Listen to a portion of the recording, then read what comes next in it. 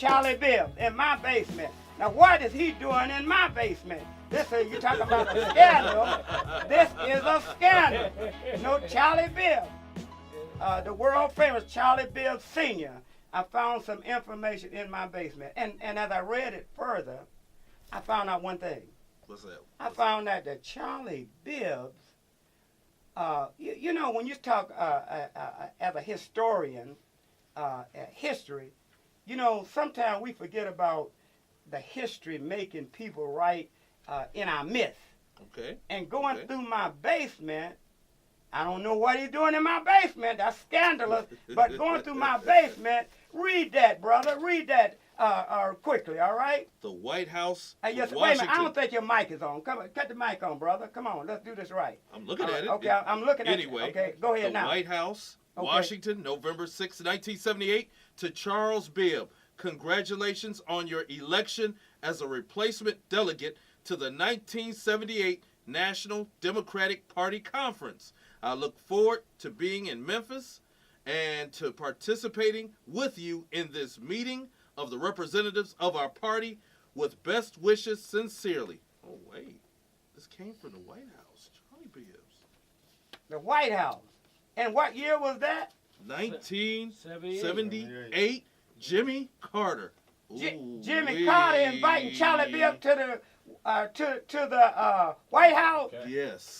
Yes. In my basement. In my basement. Look, we're gonna go even further.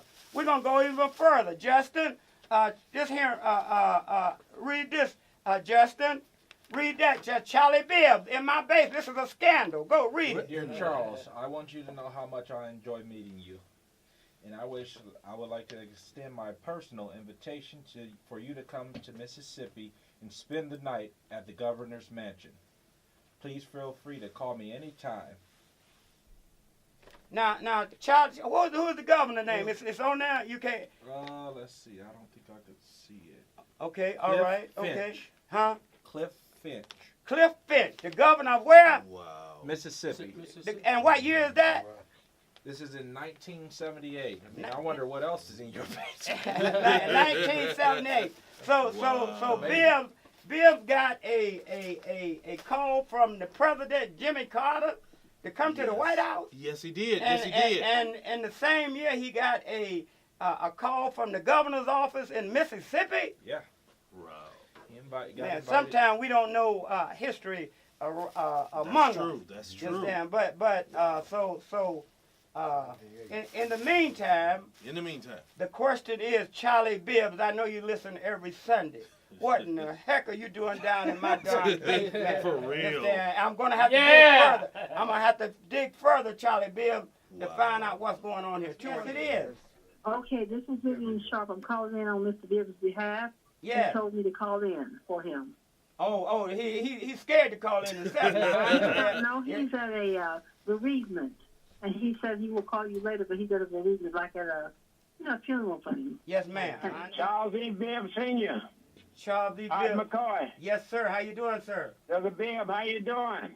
Brother Bibb. Brother yes, Bibb. sir. Go right ahead. I got the evidence.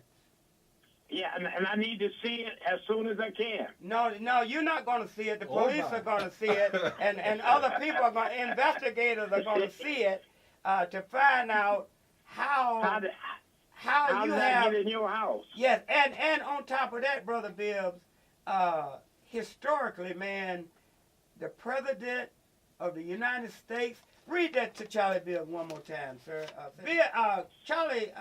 Jimmy Carter invited you to the White House in 1978. Come on, Charlie. Well, Art, you know, and you've seen the picture with me and Martin Luther King. We had been rolling a long time before President Jimmy Carter came on the scene. We welcomed him to the scene. I welcomed him and Andy Yarn to the Omni Hotel. You remember it used to be the Omni? It's the International Hotel now, where the Vice President was yesterday. Yes. We welcomed Jimmy Carter and at that time Ambassador Mayor Young to the Omni Hotel to do what we're trying to do now. If we get enough young politicians together, we'll take our state back next year. I mean, in the fall, we'll take the primary in May, and we'll win the whole thing if we get enough people who are interested in politics. This country is run by a system. You have to learn how to use the system and take advantage of it. One of the best persons that ever did the system is Donald Trump.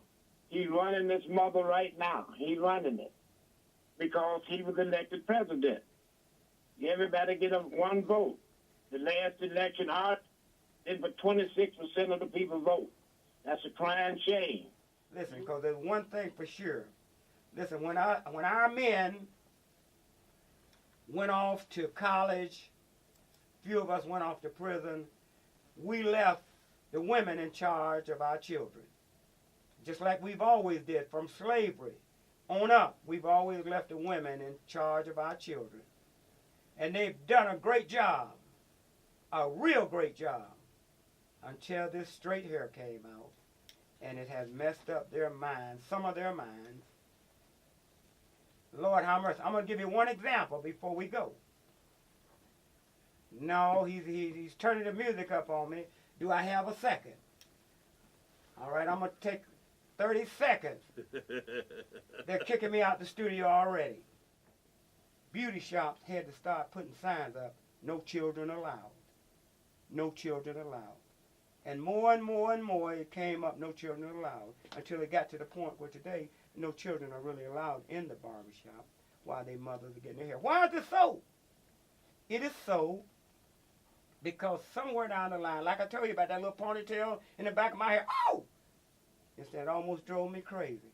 And what I noticed from the barbershop itself is that mothers would come in and to get their hair done, and they would put this beautiful hair in their hair, and they would have children in the barbershop or the beauty shop.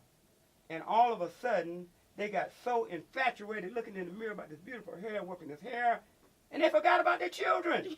The children would be spinning around in the chairs, tearing up the upholstery in the chairs, and the moms, we looking in the mirror. Mom, look at your child. He's tearing up the shop. We got expensive furniture here, and they turned it up. The mom didn't pay no attention. All she did was looking at that beautiful hair in the mirror. So they had to bar the children out of the barber shop because the women, and the beauty shop because the women got to paying too much attention to their hair and forgot about the children. That is why you see signs that no children in the barber shop, no children in the beauty shop, because the children would tear it up. And the moms, whereby in the old days, the moms say, hey, children sit over there and be still, don't tear that furniture up. This hair, man, is something about the chemicals in this beautiful straight hair that has drove many women, not all of them, many women out of their mind. And it has reflected on the way they care for their children. If you spend, they'd rather spend, y'all pray for me, because I know that, I say they're coming already, part of the picket line. Is they coming? All I can say is the views of the professor do not reflect on the other brothers in this station. So when we end at 7 o'clock, please talk to the professor in the parking lot. All right, okay, all right, y'all pray for me. I'm glad. We're going to pray for you. I'm sure that a lot of women feel the same way that I do, and it's not being disrespectful at all. I'm just keeping it real. Listen, Yes, I've been in the hair field all my life, and I saw and I respect the hair field dearly.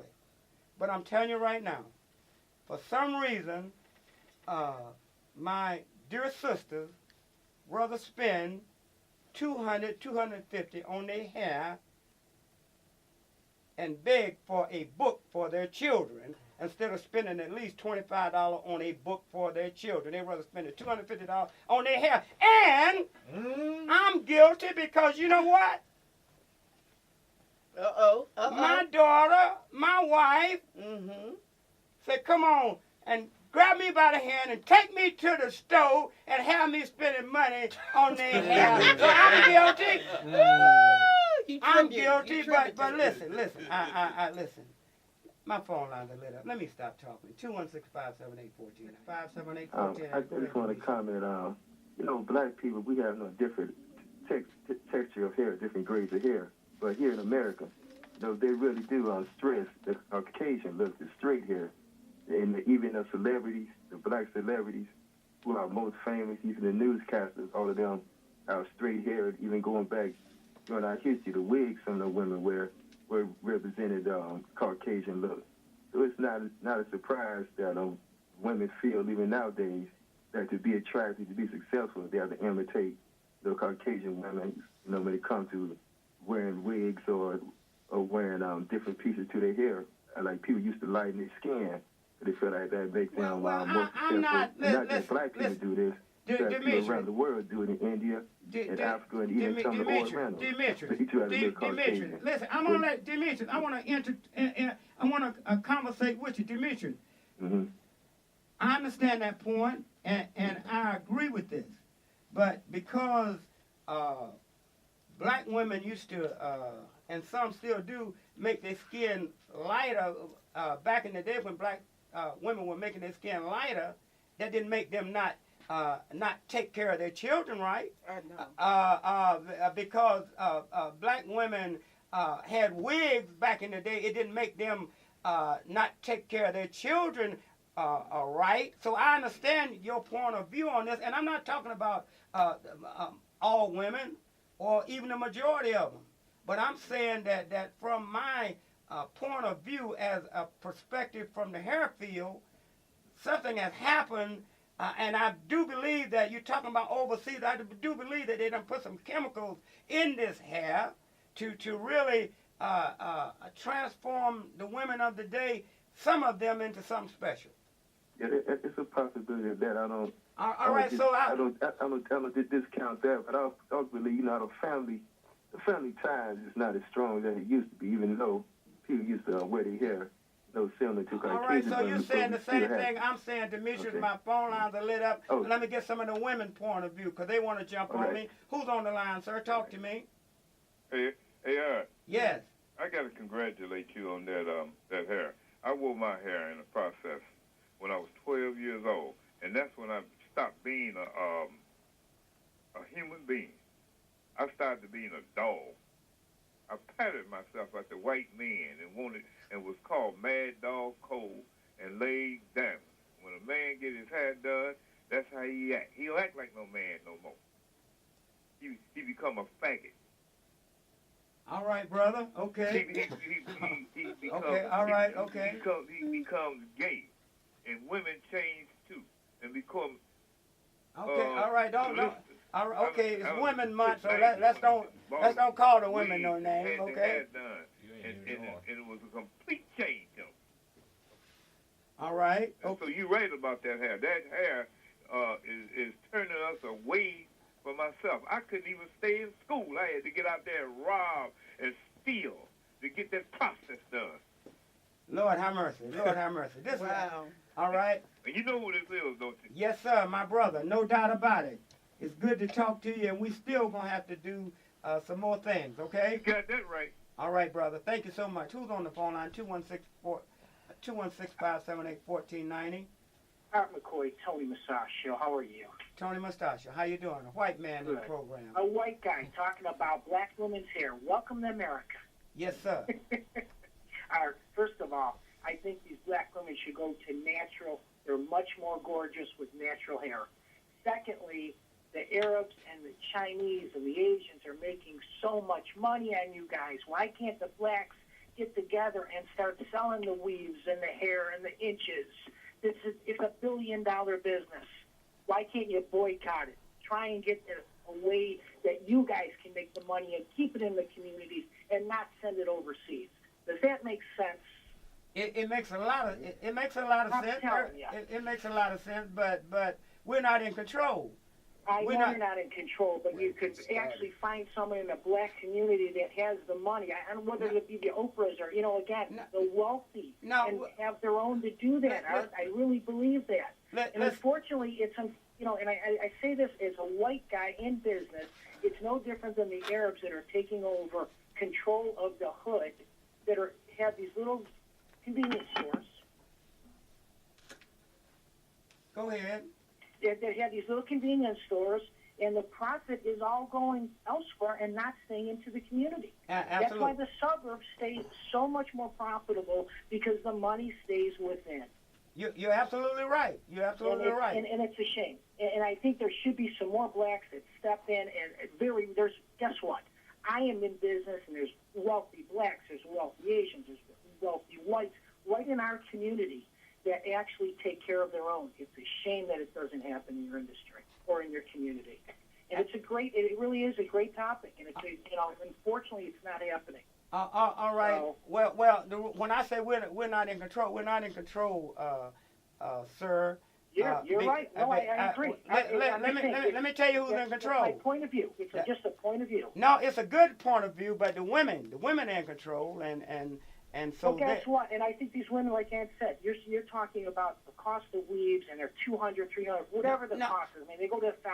I think the black woman looks much more beautiful in a natural look. I really mean that. Listen, I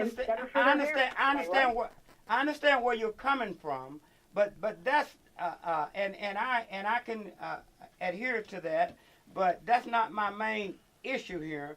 My main because all that can be combined, but my main issue is has the hair itself made neglecting of the children. That's why I'm at. Yeah. That's why I'm at. I'm not. If I start talking about their beauty, I'll be in big trouble. So I'm not. I'm not at that point. Okay. One more point, and you said about the children actually tearing up the beauty salon and the barber shops. Well, guess what? They're doing it at their homes. So if they're doing it at their homes, no matter what retail store they're going into, there's no care, there's no control. So they're going to rip up or ruin whatever environment they're in. All right. It's the adults. All right, Tony. You're gonna be at the station running with me in a minute. That's right. I will see you next week. He's definitely right about us. We should come together. The people who do have the money, like the power figures like Oprah and different people like that, and try to come up with something where we could start our own businesses. Especially, like you said, it's $1 billion industry in the weave and the hair industry. So we need to figure out ways to come together and start our own businesses so that we can stop having our money go elsewhere and put it back into our community. Thank you, Justin. Who's on the phone line? Go ahead, sir. Go ahead. Everybody is kind of wrong, but I agree with what everyone is saying at the same time, and I'm going to explain how. Women are just now, so to speak, getting out of the house. Women were programmed and designed to look pretty, that a woman's value was only based on her looks since forever. So it's just now where women are becoming engineers, CEOs of Fortune 500 companies, and these women that are spending the money on the hair, they're just doing what society has programmed women to do for hundreds of years, thousands of years, a women's beauty, and that's it. That's all that's valuable. That's all that she's worth. So get back to the microphone. Yes, sir. For real. Okay, I'm gonna leave that alone. They done jumped on you. That's no. Melanated Media. I've been working ever since I was a teenager. I guess you will be running out with me. Yeah, y'all gonna run out together. Who's on the phone line? Talk to you. No way. Yes. Yes, I'd like to make a statement here. Due to the female, I'm a black woman. Now, if you don't have a job to cover what you have to pay for your weave, think twice. Think about your children. This is very no common sense here. Knowing that young woman, they know what they make. It's no use walking around wearing all that hair and neglecting the child. The cost of living is very high, so you don't have to tell what you make to put the real hair in your head. Now, we must understand, we was born with this hair. It's other cultures. Just a minute ago, the Italian guy that was on, he came from Little Italy. Now, certain areas, we have to represent hair, and I'm representing the fellow that was on that was Italian in Cleveland.